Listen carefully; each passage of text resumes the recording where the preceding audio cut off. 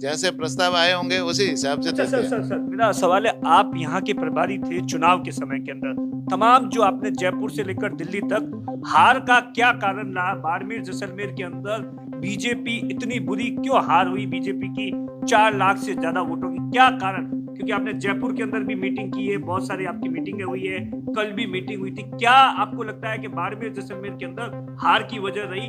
और क्या लगता है पंचायती राज चुनाव के अंदर सब कुछ ठीक ठाक हो जाएगा? और इस इलाके के अंदर सबसे बड़ा जो वर्ग है वो पशुपालन है। कोई बड़ी सौगात इस इलाके को नहीं मिली। बचाने के चक्कर झगड़ा में तो रहे, सुनने में यहाँ पर भी कुर्सी अच्छा चल रहा कुर्सी है। बचाने के चक्कर में रहे, और उनका दिमाग जनता को जो है ना योजनाओं को क्रियान्वित करने में नहीं लगा, इस कारण से पानी के मामले में। लेकिन आपको ये पक्का हम विश्वास दिलाते हैं कि आने वाले समय में पानी के मामले में हमारी सरकार सर्वश्रेष्ठ काम करेगी, बिजली के मामले में भी अच्छा काम करेगी, और सड़कों के मामले में है ना, सड़कों के मामले में इस बार बहुत सारी घोषणाएं माननीय मुख्यमंत्री जी ने की है, कोई और बड़ी निश्चित घोषणा नहीं बड़ी हुई। है। आप बड़ी क्यों है, नहीं हुई? अरे मेरी बात सुनो, आप रिकॉर्ड देख के देखो ना, यहाँ कितनी अच्छा। 25 किलोमीटर की सड़क है ना, बाड़मेर बाड़मेर को 25 किलोमीटर की सड़क दी है। तब ये 500 करोड़ की अरे सड़कें दी सर। मेरी बात सुनो, सब जगह दी है। जैसे जिस जिले के प्रभारी है वहाँ के, जैसे बाड़मेर हो या चौहटन हो या सिव हो, यहाँ के लोगों को इस बात को लेकर, बिजली और पानी को लेकर जो बजट आया है उसमें कोई बड़ी परियोजना है वो इस इलाके को नहीं दी गई है। मारवाड़ के अंदर पानी की 7-8 बड़ी परियोजनाएं थी जो, क्या लगता है यहाँ पानी और बिजली की कोई कमी नहीं है, या यहाँ के लोगों ने, यहाँ के जो विधायक थे इन तमाम चीजों को लेकर मुख्यमंत्री जी से कोई बातचीत नहीं की? क्यों इस तमाम चीजों को लेकर यहाँ के लोगों को थोड़ा दूर रखा गया? हमारे हाल ही में राजस्थान की ओर से मुख्यमंत्री भजनलाल सरकार ने बजट पेश किया और उसके बाद आज पूरे राजस्थान के अंदर जो प्रभारी मंत्री है अपने अपने जिले के अंदर जा रहे हैं, बजट के अंदर जो घोषणाएं की है उन तमाम चीजों को लेकर अधिकारियों के साथ में बैठक कर रहे हैं। हमारे साथ में प्रभारी मंत्री है, उनसे बातचीत करेंगे। सर, सबसे पहली प्रतिक्रिया, जो बजट आया उसमें क्या कुछ, आप जिस डिपार्टमेंट से आते हैं वो पशुपालन है और इस इलाके के अंदर सबसे बड़ा जो वर्ग है वो पशुपालन है, कोई बड़ी सौगात इस इलाके को नहीं मिली? पूरे राजस्थान में पशुपालक सभी जिलों में, आप चाहे बाड़मेर जैसलमेर लो या पाली लो या बीकानेर लो, उधर चित्तौड़ लो, गंगानगर लो, पूरे राजस्थान में 7 करोड़ लोग मनुष्य रहते हैं और 5.5 करोड़ के आसपास पशु रहते हैं। तो पशुपालक सभी जिलों में, और हमारे मुख्यमंत्री जी ने पशुपालकों के लिए पहली बार पशुपालन पशुधन विकास कोष बनाया है, और उसमें 250 करोड़ का प्रावधान किया है, जो किसी भी पहले वाली सरकारों ने इस बारे में चिंता ही नहीं की और सोचा भी नहीं पशुपालकों के विकास के संबंध में। तो हमारे मुख्यमंत्री जी ने उनके विकास के संबंध में 250 करोड़ है ना, वो बजट दिया है। और कई जगह जैसे ये पशु संस्थाएं बनी हुई है, उनका रिपेयरिंग भी नहीं होता। इस बार हमारे मुख्यमंत्री जी ने 200 करोड़ रुपए उनके निर्माण और उनके विकास के लिए भी पैसा दिया है। तो मुख्यमंत्री जी की मंशा है कि भाई पशुपालक भी मजबूत हो, किसान भी मजबूत हो।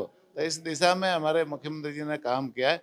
अभी जैसे अपन बात करें तो पशुपालकों को जैसे अपने पशुओं को बेचने और खरीदने में कई तरह की असुविधा होती थी। अच्छी नस्ल के पशु वो पशुपालक खरीद नहीं पाते थे, कारण कि जो मेले लगते हैं ना, मेले बहुत दूर दूर लगते थे। जैसे अजमेर में मेला लगता है, अब जैसलमेर के पशुपालक वहाँ कैसे पहुँचेंगे, बाड़मेर के पशुपालक वहाँ कैसे पहुँचेंगे। तो हमने ये निर्णय लिया, मुख्यमंत्री जी ने निर्णय लिया कि आने वाले समय में क्रमबद्ध तरीके से सभी जिलों में पशु मेले लगेंगे, और पशु मेले लगेंगे तो पशुओं के खरीद फरोख्त की वो उनको सुविधा हर जगह अपने अपने जिले में मिल जाएगी। इसी तरह से जैसे ऊँट है ना, ऊँट के रख रखाव के लिए, उनके संरक्षण के लिए, जैसे एक ऊँट विकास के संबंध में मुख्यमंत्री जी ने घोषणा की है, वो भी क्रियान्वित होगी। साथ में जैसे पहले 10,000 रुपया ऊँटनी के पहला बच्चा होता था तो 10,000 रुपया उसके संरक्षण के लिए, पालन पोषण के लिए दिया जाता था। इसलिए सरकार ने इसको ठंडे बस्ते में डाल रखा था, किसी को ये सहायता राशि दी नहीं। हमने उस योजना को वापस क्रियान्वित करने के लिए अभी जैसे 10,000 की जगह 20,000 करने का निर्णय लिया है, और आने वाले समय में ऊँट पालकों को इसका सीधा लाभ मिलेगा। ऊँट पालकों के संबंध में उनके जो ऊँटनी का दूध है उनके खरीदने के लिए या उनके बेचने के लिए कोई ऐसा सेंटर नहीं था, जिससे ऊँट पालक अपना दूध कहीं पर बेच भी नहीं सकते थे। और हमने चरस डेयरी के माध्यम से एक नवाचार किया, ऊँटनी के दूध के पाउच बना करके बेचने का, और सर उनका आप जिस उनका घी और चीज़ बनाने का बीकानेर डेयरी ने शुरुआत किया। और आज 200 लीटर है ना, वो प्रतिदिन का ऊँटनी का दूध भी बिकता है, तो पशुपालकों को भी सर बेचने का सर मौका मिलता आप है। जिस जिले के प्रभारी है वहां के, जैसे बाड़मेर हो या चौहटन हो या सिव हो, यहाँ के लोगों को इस बात को लेकर, बिजली और पानी को लेकर जो बजट आया है उसमें कोई बड़ी परियोजना है वो इस इलाके को नहीं दी गई है। मारवाड़ के अंदर पानी की 7-8 बड़ी परियोजनाएं थी जो क्या लगता है यहाँ पानी और बिजली की कोई कमी नहीं है, या यहाँ के लोगों ने, यहाँ के जो विधायक थे इन तमाम चीजों को लेकर मुख्यमंत्री जी से कोई बातचीत नहीं की? क्यों इस तमाम चीजों को लेकर यहाँ के लोगों को थोड़ा दूर रखा गया? हमारे माननीय मुख्यमंत्री जी की मंशा है और हमारी सरकार की भी मंशा है कि ये जो 5 साल हमें सेवा का अवसर मिला है, जनता ने दिया है, तो हमारी पहली प्राथमिकता होगी कि बिजली और पानी और सड़कें, ये जो चीज़ें होती है जो जनता से सीधी जुड़ी होती है। वैसे सभी डिपार्टमेंट जनता से जुड़े हुए, लेकिन जैसे बिजली, पिछली सरकार ने बिजली के संबंध में 5 साल तक कोई काम नहीं किया। आप रिकॉर्ड देख लो, पूरे 5 साल में एक भी नया कोई सब स्टेशन नहीं लगाया। बिजली उत्पादन के संबंध में उन्होंने 5 साल में कोई काम नहीं किया। आप 5 साल में देखो, 5 साल में कितने कनेक्शन होते हैं, घरेलू कनेक्शन, किसानों के कनेक्शन, और लोड भी बढ़ता है, तापमान भी बढ़ा है, तो वो भाई बिजली के उपकरण भी घर घर में ज़्यादा लग गए, तो खपत भी बढ़ गई, लोड बढ़ा, लेकिन 5 साल में नया उत्पादन नहीं हुआ। पिछली सरकार ने उल्टी बिजली दूसरे स्टेटों से उधार ली, और उधार लेकर के भी वो अभी इसी महीने में वो उनको वापस देने का कंडीशन किया था। लेकिन सरकार ने फिर, माननीय मुख्यमंत्री जी को अभी 6 महीने मिले, लेकिन 6 महीने में भी उन्होंने बढ़िया टाइट है साहब, बढ़िया गाँव जाने के अंदर बढ़िया बिजली की बहुत बुरी व्यवस्था, स्थिति है। जो व्यवस्था उन्हें पिछली सरकार ने बिगाड़ रखी थी, उनके कारण से ये नतीजे है ना अभी। लेकिन अभी मुख्यमंत्री जी है ना, उन्होंने बढ़िया व्यवस्था ये की कि वो उधार ली हुई बिजली भी दे रहे, और अभी जो जो व्यवस्था चलानी है उसको भी अच्छी तरीके से चला रहे।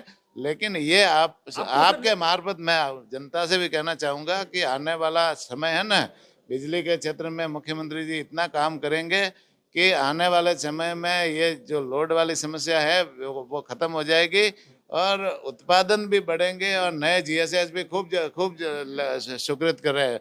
33 केवी के जीएसएस सरकार स्वीकृत कर रही है, 120 के 132 के कर रही है, 220 के कर रही है, और भी सर जीएसएस 220 करें। 220 का आप कह रहे हो, बाड़मेर के अंदर आप देखिए ना, कोई बड़ा 220 भी नहीं मिला, कोई इससे बड़ा भी नहीं मिला। इलेक्ट्रिक की बहुत बड़ी समस्या है। बाड़मेर में 220 जीएसएस का काम अभी प्रक्रियाधीन है, और उसका बहुत जल्दी वो नया कुछ भी नहीं मिला। वो काम 132 का अभी जीएसएस इनके क्षेत्र में हुआ है, और वो जीएसएस पूरे एरिया को प्रभावित करता है। एक बाड़मेर भी उसके साथ में जुड़ा हुआ है, जहाँ भी जीएसएस होगा तो वो पूरे एरिया को प्रभावित करता है।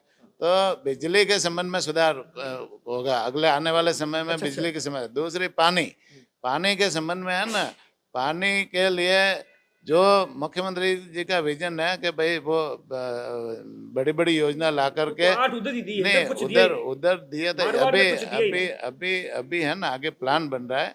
अभी एक घोषणा और की है ना, पाली जालौर और सिरोही के लिए अभी घोषणा की है, माही बांध से पानी लाने की। इसी तरह से ये जो बाड़मेर जैसलमेर के लिए भी अभी योजना बन रही है।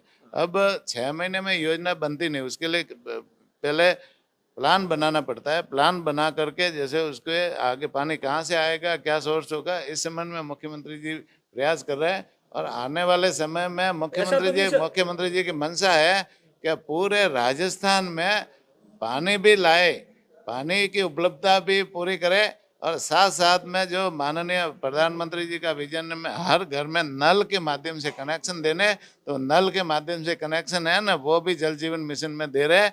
और वो जो योजना है, पिछली सरकार को भारत सरकार ने 27,000 करोड़ रुपया घर घर कनेक्शन देने के लिए और ये पानी लाने के लिए उनको दे रखे थे, लेकिन वो नल तो दे दिए, पानी नहीं आया पिछली पर सरकार में। पर पिछली सरकार ने उसको क्रियान्वित नहीं की, पैसे जैसे 27,000 करोड़ दे दिए, लेकिन उन्होंने उसका उपयोग नहीं किया।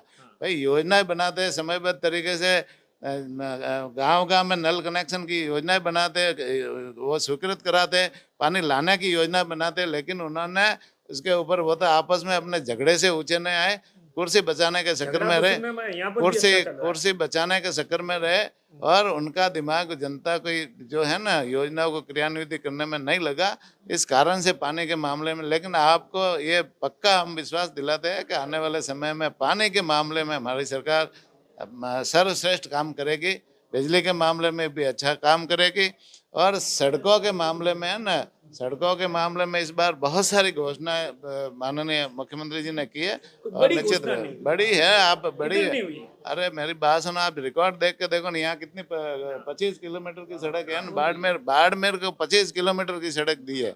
तब ये 500 करोड़ की अरे सड़कें दी, सर। मेरी बात सुनो, सब जगह दी है, जैसे जैसे प्रस्ताव आए होंगे उसी हिसाब से अच्छा देते हैं। सर, मेरा सवाल है, आप यहाँ के प्रभारी थे चुनाव के समय के अंदर, तमाम जो आपने जयपुर से लेकर दिल्ली तक, हार का क्या कारण रहा? बाड़मेर जैसलमेर के अंदर बीजेपी इतनी बुरी क्यों हार हुई? बीजेपी की 4 लाख से ज्यादा वोटों की क्या कारण? क्योंकि आपने जयपुर के अंदर भी मीटिंग की है, बहुत सारी आपकी मीटिंगें हुई है, कल भी मीटिंग हुई थी। क्या आपको लगता है कि बाड़मेर जैसलमेर के अंदर हार की वजह रही? और क्या लगता है पंचायती राज चुनाव के अंदर सब कुछ ठीक ठाक हो जाएगा?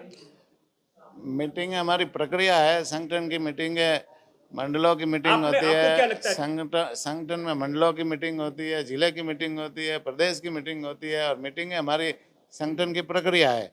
हार होती है तो भी मीटिंग होती है, जीत होती है तो भी मीटिंग होती है, और बाकी फैसला, हमारा धर्म है सेवा करना, जनप्रतिनिधियों का काम है सेवा करना, और क्षेत्र में रह करके जनता की ज़्यादा से ज़्यादा समस्याओं का समाधान करना।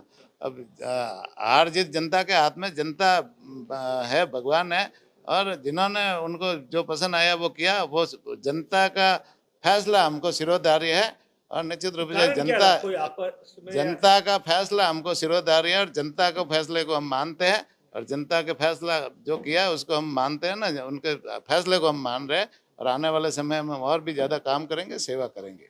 अब देखिए, प्रभारी मंत्री जी है जिनका सीधे तौर पर दावा है कि बिजली और पानी को लेकर आने वाले दिनों के अंदर काम करवाया जाएगा। दिनेश बोहरा, बाड़मेर, राजस्थान तक।